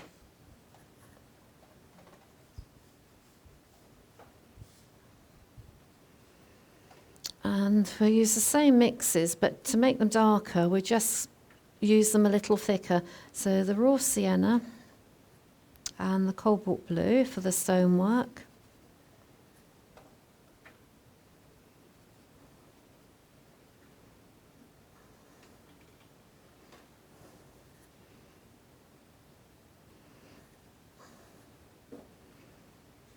So this is purely artistic license.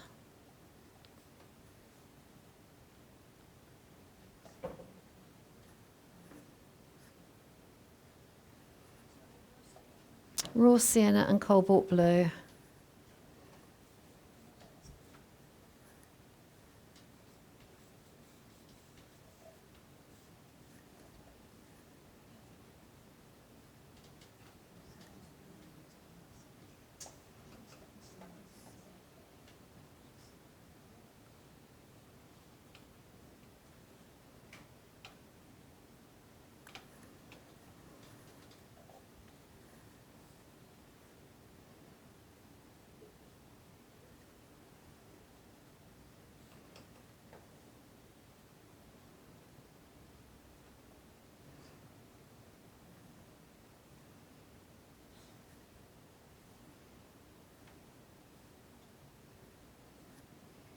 I'm working quite quickly, and before that dries, I want to get in the burnt sienna and a little bit of the blue.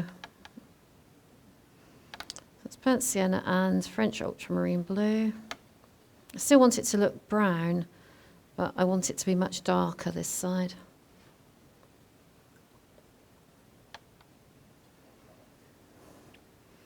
So if I work quickly, that might run a little bit, and we're happy for it to do that.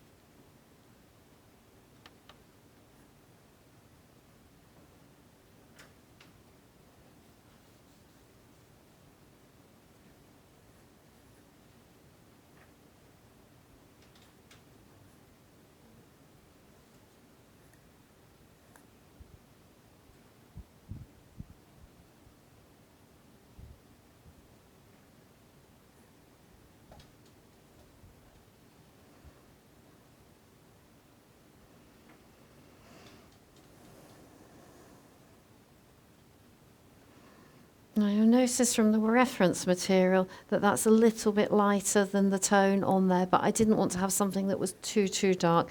But to balance it just slightly, I'm just going to add in some sepia into a few small places.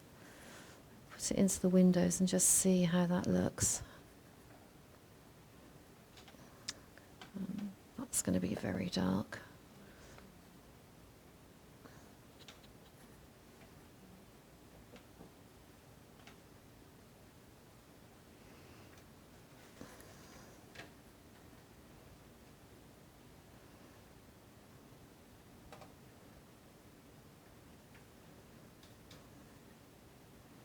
Yeah, I'm guessing if I were to put any into that building, having put that dark into the windows, it's going to be too dark. So we'll just stick with that as it is.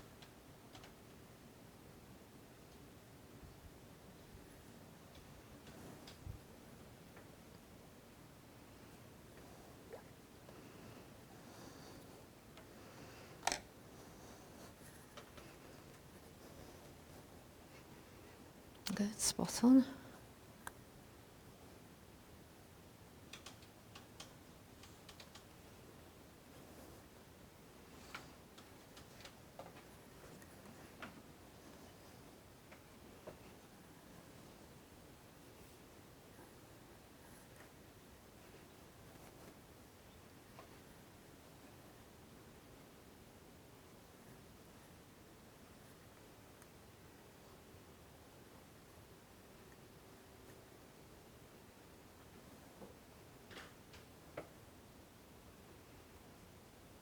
I'll just go a little bit darker over that when it's really dry. Put another wash so it's darker than that side. It's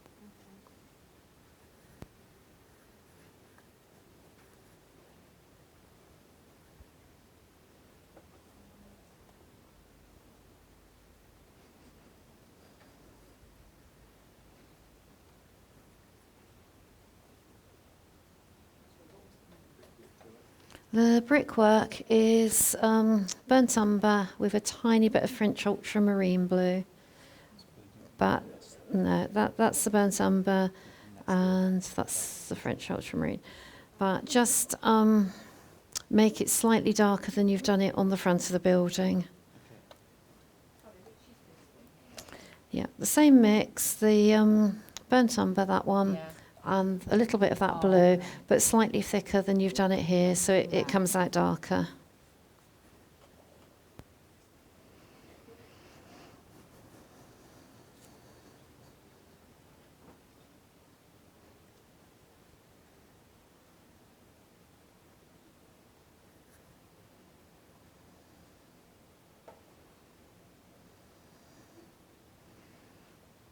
If we find we want it darker when we're finished, we can always put a wash very quickly over in blue just to darken that side. But if I go too dark to start with, it's harder to make it lighter.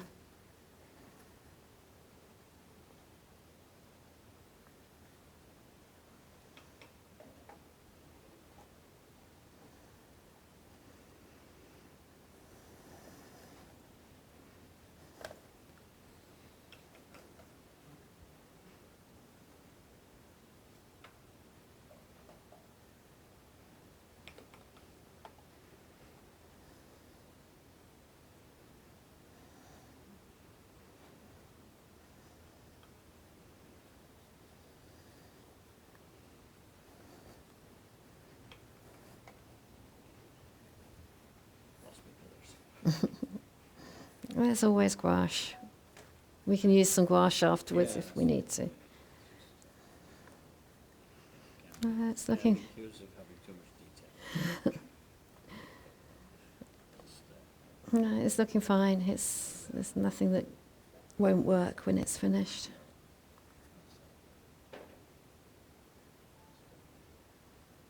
Put some darks in there. We'll wait until after lunch. It's really, I wanted to get those washes on, and then the other bits won't run so much into it. But we're happy with that running. It's Yeah.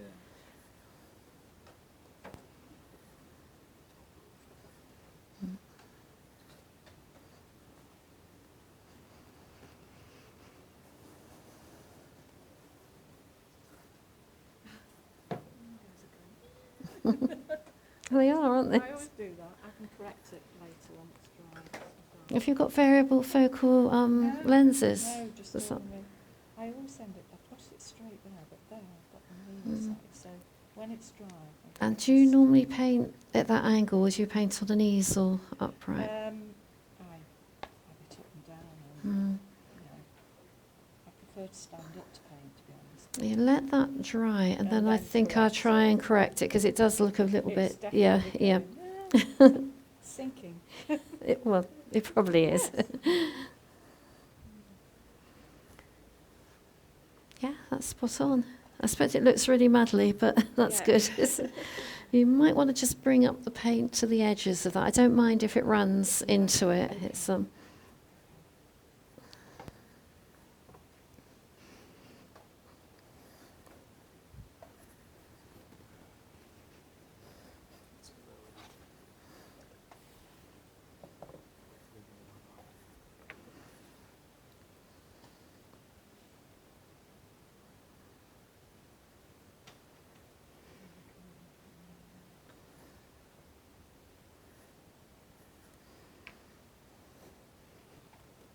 it's these little bits where it's run actually add to it.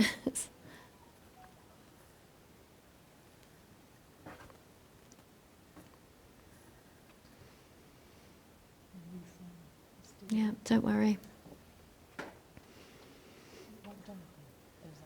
I would leave it for the moment. If, when we finish the picture, we think it looks too light, then we'll put a wash of blue over it. It's because it is really, really dark on the photograph. But I don't want to have a big dark lump sort of dominating. So I'm being a bit cautious here. And it's much easier to put a blue wash on something than it is to take it out if you've gone too dark. Well, that's looking good.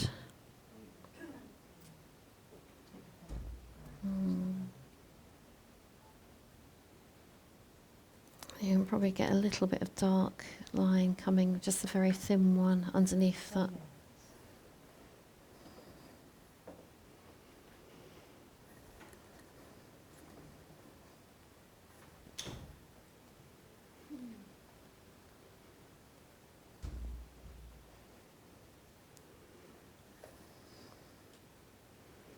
I think we've got 5 minutes, haven't we, before lunch? So I'll let everybody get to the same stage and then we'll carry on afterwards. So just sort of double check that you've not missed anything out. And when that's dry, we can use the tip of the brush and with a few fine alizarin crimson marks, just do a few of the creases in the fabric. Can you see this? Yeah, just, yeah, if that's the better points to go with that one. Yeah.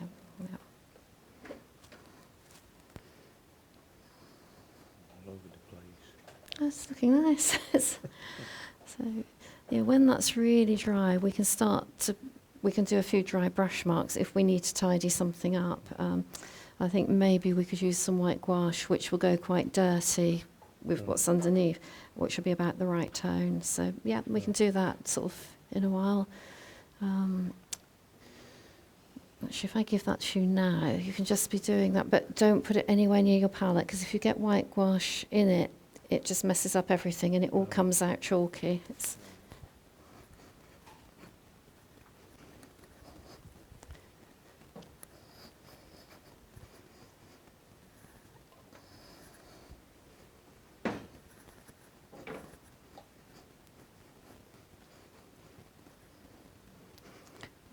put it on the end of the ruler. Okay. And you do that when it's dry. It's, yeah, it's almost there. That should be fine. So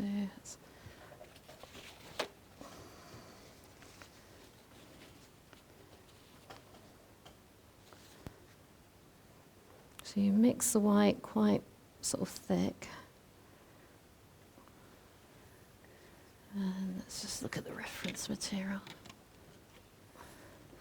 So anything that we've lost too much, we can just bring back.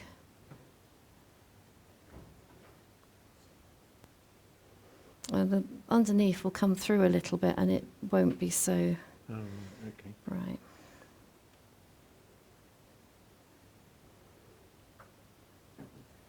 That's a little bit wet and that's quite good because it will just blend it even more.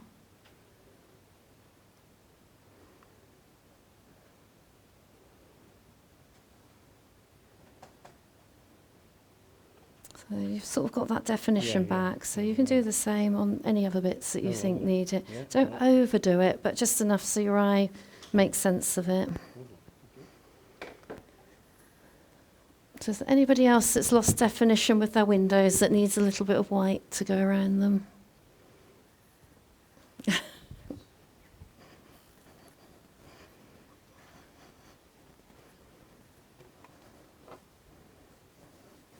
Right, keep this well away from your other colours.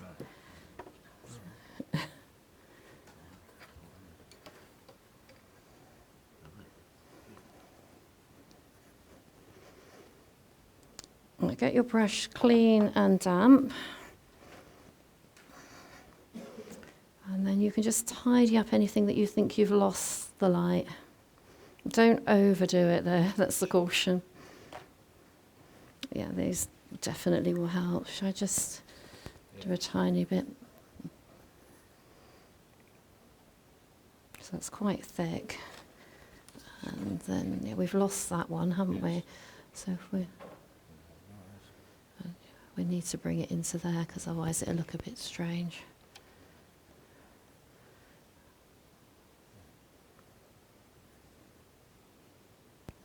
We've got dark bits anyway later to go in there. But so you sort of, you don't have to do it all the way down, but it will just define it slightly, but not a lot.